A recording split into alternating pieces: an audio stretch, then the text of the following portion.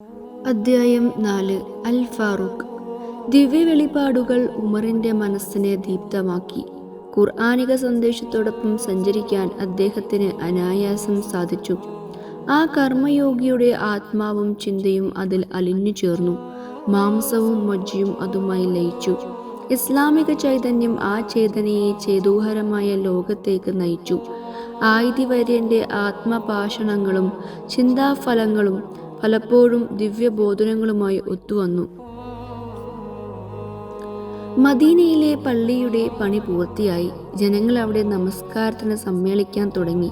പക്ഷേ സമയമറിയിക്കാൻ മാർഗമുണ്ടായിരുന്നില്ല. അതിനാൽ നബിയും കൂട്ടരും അതേക്കുറിച്ച് ആലോചിച്ചു. ജൂതരെ പോലെ കാഹളം ഉപയോഗിച്ചാലോ എന്ന ചിന്ത പൊന്തി വന്നു. പ്രവാചകന് അതിഷ്ടപ്പെട്ടില്ല. ക്രിസ്ത്യാനികളെ പോലെ മണിയടിച്ചാലോ? അവസാനം അങ്ങനെ തീരുമാനിച്ചു. ഇരുമ്പ് കൊണ്ടുള്ള മണി തയ്യാറാക്കുകയും ചുറ്റിക കൊണ്ടുവരുവാൻ ഉമറിനെ ഏൽപ്പിക്കുകയും ചെയ്തു.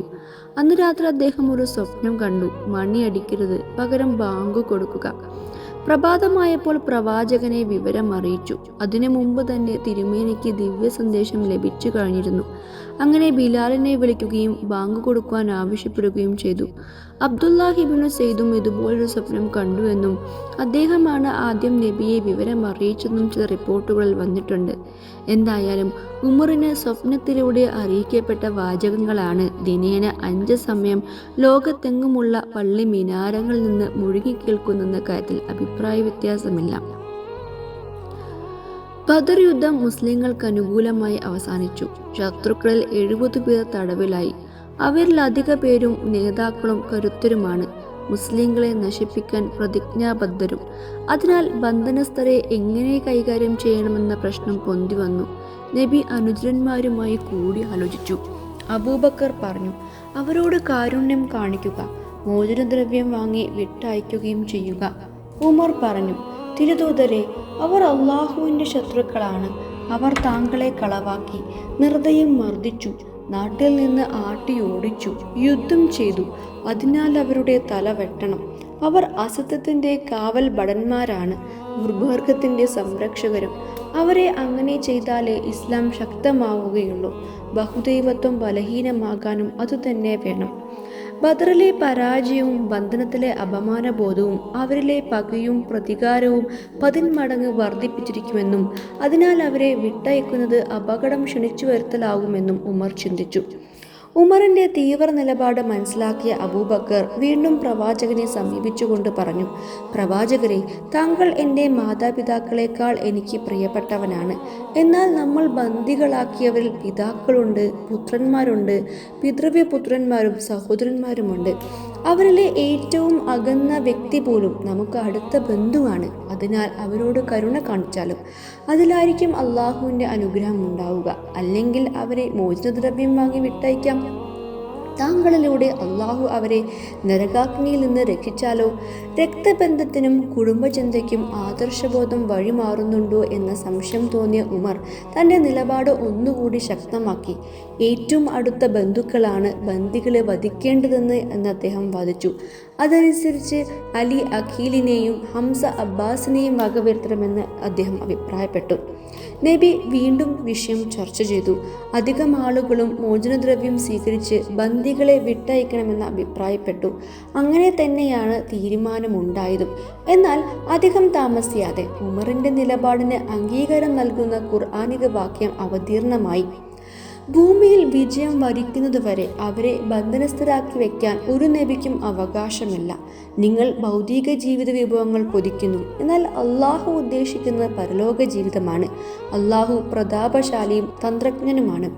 നബി ബനുൽ മുസ്തലഖ് യുദ്ധത്തിന് പോയ ഘട്ടം.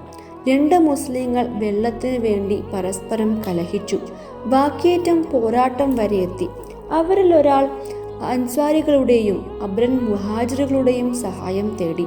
ഇത് കേട്ട് കപടവിശ്വാസികളുടെ നേതാവ് അബ്ദുല്ലാഹിബിനു ഉബയ്യിബിനു സുലൂൽ പറഞ്ഞു, നമ്മുടെ വീട്ടിൽ വെച്ച് മുഹാജിറുകൾ നമ്മളോട് മത്സരിക്കുന്നു. കടിക്കുന്ന നായിയെ പോറ്റുന്നവരെ പോലെയാണ് നാം. അതിനാൽ അള്ളാഹുവാണ്. നാം മദീനയിലേക്ക് മടങ്ങിയെത്തിയാൽ പ്രതാപവാന്മാർ അവിടെ നിന്ന് നിന്ദിരെ പുറത്താക്കുക തന്നെ ചെയ്യും. അദ്ദേഹം തുടർന്നു, നിങ്ങൾ പറ്റിച്ച പണിയാണിത്. സ്വന്തം നാട് നിങ്ങൾ അവർക്ക് വീതിച്ചു കൊടുത്തു, സ്വത്ത് ഭാഗം വെച്ചു കൊടുത്തു. നിങ്ങൾ സമ്പത്തും സൗമനസ്സും നിഷേധിച്ചിരുന്നെങ്കിൽ അവർ മറ്റെവിടെയെങ്കിലും പോകുമായിരുന്നു. ഈ വിവരം നബി അറിഞ്ഞു. അപ്പോഴവിടെ ഉമറും ഉണ്ടായിരുന്നു. ഇത് കേട്ട ഉടനെ അദ്ദേഹം ചാടി എണീറ്റ് തിരുമേനിയോട് പറഞ്ഞു, അള്ളാഹുവിൻ്റെ ദൂതരെ, അയാളെ വകവരുത്തുവാൻ അബ്ബാദ് ഇബ്നു ബിശ്റിനോട് കൽപ്പിച്ചാലും. പ്രവാചകൻ പ്രതിവചിച്ചു, ഉമർ, താങ്കൾ എന്താണ് പറയുന്നത്? മുഹമ്മദ് തൻ്റെ അനുയായികളെ വധിക്കാൻ തുടങ്ങിയിട്ടുണ്ടെന്ന് ജനങ്ങൾ പ്രചരിപ്പിക്കില്ലേ? പിന്നീട് ആ കപട വിശ്വാസി താൻ പറഞ്ഞ കാര്യങ്ങൾ പ്രവാചക സന്നിധിയിൽ വന്ന് നിഷേധിച്ചു. എങ്കിലും അയാളുടെ കള്ളം അള്ളാഹു ഖുർആൻ സൂക്തങ്ങൾ വഴി വെളിച്ചത്തു കൊണ്ടുവന്നു. പിന്നീട് അബ്ദുല്ലാഹി ബിൻ ഉബൈ മരിച്ചപ്പോൾ നബി ജനാസ് നമസ്കരിക്കുവാൻ ഒരുങ്ങി. ഉമർ തടസ്സം പറഞ്ഞു, നീ 70 പ്രാവശ്യം അവരുടെ പാപമോചനത്തിനായി പ്രാർത്ഥിച്ചാലും അള്ളാഹു പുറത്തു കൊടുക്കുകയില്ല എന്ന ഖുർആൻ വാക്യം ഓർമ്മിപ്പിച്ചു. എന്നാൽ നബി വളരെ പുഞ്ചിരിയോടുകൂടി പ്രതികരിച്ചു, 70-ലധികം പ്രാവശ്യം പ്രാർത്ഥിച്ചാൽ പുറത്തു കൊടുക്കുമായിരുന്നെങ്കിൽ ഞാൻ അങ്ങനെ ചെയ്യുമായിരുന്നു. തുടർന്ന് നബി ജനാസ് നമസ്കരിക്കുകയും മയ്യിത്ത് സംസ്കരണ ചടങ്ങുകളിൽ പങ്കെടുക്കുകയും ചെയ്തു. താമസിയാതെ ഉമറിൻ്റെ നിലപാട് ശരിവെച്ചുകൊണ്ട് ഖുർആൻ വാക്യം അവതീർണമായി. അവരിൽ നിന്ന് ആർ തന്നെ മരിച്ചാലും അവന് വേണ്ടി നീ ഒരിക്കലും നമസ്കരിക്കരുത്, അവൻ്റെ ഖബറിനരികിൽ ചെന്ന് നിൽക്കുകയും അരുത്. മക്ക നിവാസികൾ മദ്യലഹരിയിൽ മുങ്ങിക്കുളിക്കുന്നവരായിരുന്നു. ഹിജ്റയ്ക്ക് മുമ്പും മദീനയിലെ ആദ്യ വർഷങ്ങളിലും മിക്ക മുസ്ലിങ്ങളും മദ്യം ഉപയോഗിച്ചിരുന്നു. അത് ചിന്തയെ വഴിതെറ്റിക്കുന്നു, കോപം ഇളക്കിവിടുകയും പരസ്പരം പൂർണ്ണ കളമൊരുക്കുകയും ചെയ്യുന്നു. ഇതൊന്നും ഇസ്ലാമിക സമൂഹത്തിൻ്റെ ചൈതന്യത്തിന് ചേർന്നതല്ല എന്ന് ഉമറിന് തോന്നി. അദ്ദേഹം പ്രവാചകനെ സമീപിച്ചു, ഇതുമായി ബന്ധപ്പെട്ട വിധി ആവശ്യപ്പെടുകയും ചെയ്തു.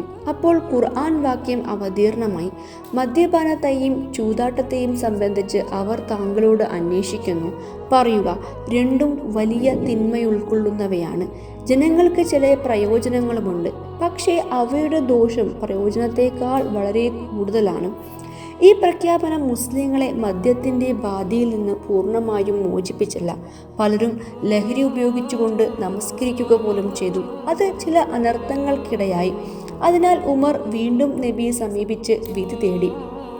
അള്ളാഹു പറഞ്ഞു, സത്യവിശ്വാസികളെ, ലഹരി ബാധിതരായിക്കൊണ്ട് നിങ്ങൾ നമസ്കാരത്തിന് പുറപ്പെടരുത്.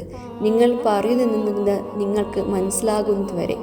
ഒട്ടേറെ നാശങ്ങൾക്കും തിന്മകൾക്കും വഴിവെക്കുന്ന മദ്യം ഇസ്ലാമിക സമൂഹത്തിൻ്റെ ചൈതന്യത്തിന് ചേർന്നല്ല എന്ന ചിന്ത ഉമറിൻ്റെ മനസ്സിൽ സ്ഥലം പിടിച്ചു. അദ്ദേഹം വീണ്ടും തിരുമേനിയെ സമീപിച്ചു. സമയവും സമ്പത്തും വിവേചന ശക്തിയും നശിപ്പിക്കുന്ന ലഹരി വസ്തുക്കളെക്കുറിച്ച് ഒരു തീരുമാനം ആവശ്യപ്പെട്ടു. അതോടെ അവയെല്ലാം പൂർണ്ണമായും നിഷിദ്ധമാക്കിക്കൊണ്ടുള്ള ആജ്ഞയുണ്ടായി. സത്യവിശ്വാസികളെ, മദ്യവും ചൂതും പ്രശ്നം വെക്കുന്ന അമ്പുകളും പ്രതിഷ്ഠകളും പൈശാചികമായ മാലിന്യങ്ങളിൽ പെട്ടതാണ്. അതിനാൽ നിങ്ങൾ അവ വർജിക്കുക. വിജയം വരിക്കുവാൻ വേണ്ടി മദ്യവും ചൂതും വഴി നിങ്ങൾക്കിടയിൽ ശത്രുതയും വിദ്വേഷവും വളർത്തുവാനും ദൈവിക സ്മരണയിൽ നിന്നും നമസ്കാരത്തിൽ നിന്നും നിങ്ങളെ തടയാനുമാണ് പിശാച് ഉദ്ദേശിക്കുന്നത്. അതിനാൽ നിങ്ങൾ അവയിൽ നിന്ന് വിരമിക്കാൻ ഒരുക്കമുണ്ടോ? ആദ്യകാലത്ത് പ്രവാചക പത്നിമാർ പുറത്തു പോകുമ്പോൾ പർദ്ദ ധരിച്ചിരുന്നില്ല. എന്നാൽ ആ പരിശുദ്ധരുടെ പാവനത്വത്തിന് പറ്റിയതല്ല ഇതെന്ന് ഉമർ വിശ്വസിച്ചു. അതിനാൽ അദ്ദേഹം നബിയെ സമീപിച്ചുകൊണ്ട് പറഞ്ഞു, ദൈവദൂതരെ, നിങ്ങളുടെ അടുക്കൽ നല്ലവരും അല്ലാത്തവരും വരും. അതിനാൽ വിശ്വാസികളുടെ മാതാക്കളോട് മൂടുപടം അണിയാൻ ആവശ്യപ്പെട്ടാലും. താമസിയാതെ അക്കാര്യം ആജ്ഞാപിക്കുന്ന ഖുർആൻ സൂക്തങ്ങൾ അവതരിച്ചു. പ്രവാചക പത്നിമാരെ, നിങ്ങൾ മറ്റു സ്ത്രീകളെ പോലെയല്ല, അതിനാൽ സൂക്ഷ്മത പാലിക്കുക. കൊഞ്ചിക്കുഴഞ്ഞ് സംസാരിക്കരുത്, അത് മലിനമനസ്കരെ പ്രലോഭിപ്പിക്കും.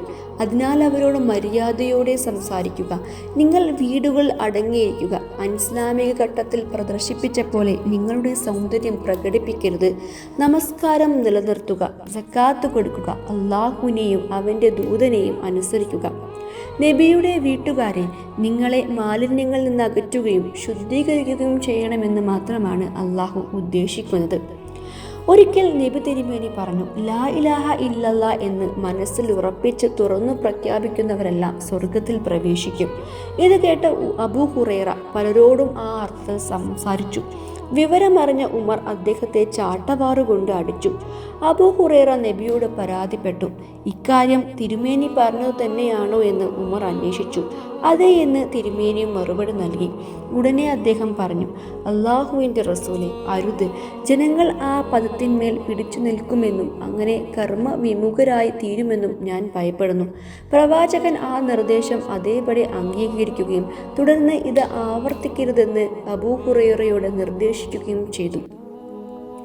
ദിവ്യ വെളിപ്പാടുകളുടെ ഉത്തുംഗ സീമകളിൽ നിന്ന് മുത്തുകളർത്താനുള്ള ഉമറിൻ്റെ അത്യപൂർവമായ സിദ്ധി നബി തിരുമേനി മനസ്സിലാക്കുകയും അംഗീകരിക്കുകയും ചെയ്തു. പ്രവാചകൻ പറഞ്ഞു, സത്യം അള്ളാഹു ഉമറിൻ്റെ നാവിന്മേൽ ഇട്ടുകൊടുക്കുന്നു.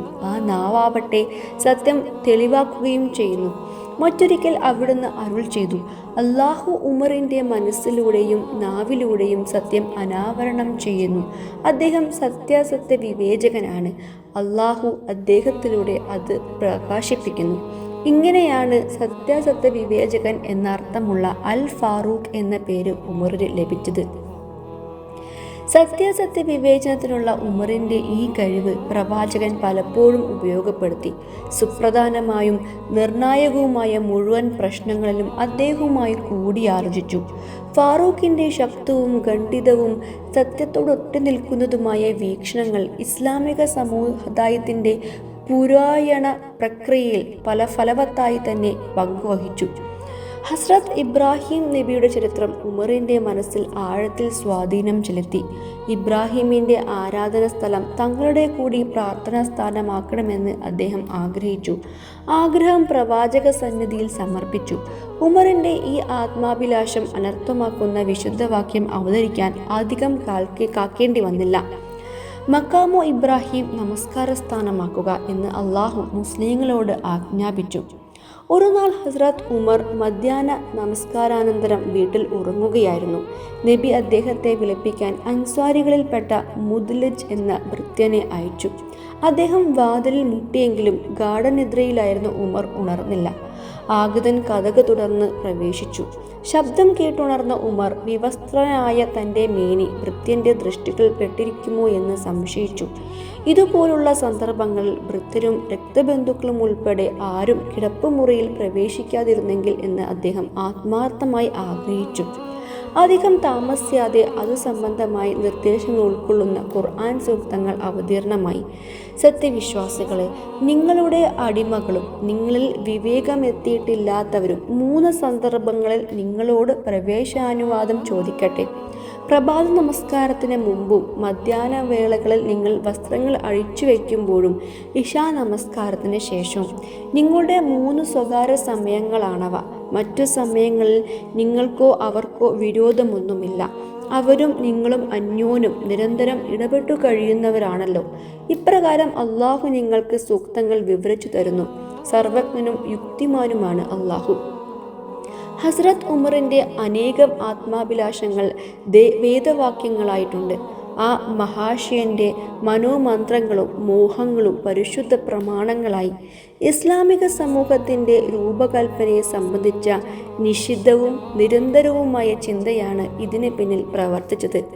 ഖുർആൻ വചനങ്ങളുടെ ദിവ്യ സ്രോതസ്സിൽ ഒളിഞ്ഞുകിടക്കുന്ന കാര്യങ്ങൾ ചിലപ്പോഴെങ്കിലും ആത്മചൈതന്യത്തിൻ്റെ അന്തർദൃഷ്ടിയാൽ കാണാൻ കഴിയുന്നുവെന്നത് ഹസ്രത്ത് ഉമറിന് ലഭിച്ച അതിമഹത്തായ അനുഗ്രഹങ്ങളിലൊന്നാണ്.